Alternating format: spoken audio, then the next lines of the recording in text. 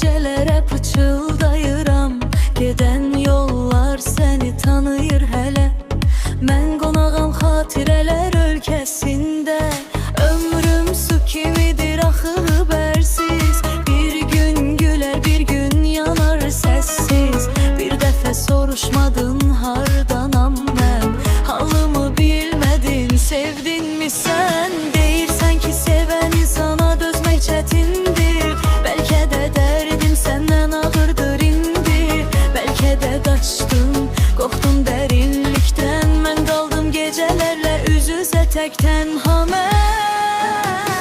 Hardasan ömrüm, səsim araya çatsın. Bu həsrət qəlbimi hər gecə yandırsın. Bilirəm bir sevən var səni uzaqdan. Hardasan ömrüm, cavab ver birazdan.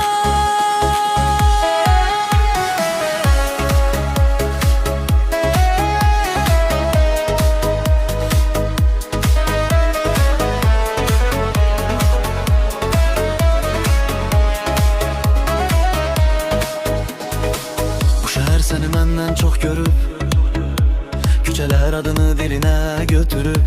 Xəyallardan ayılan gün qorxuludur. Çünki reallıq səndən yoxsuldur.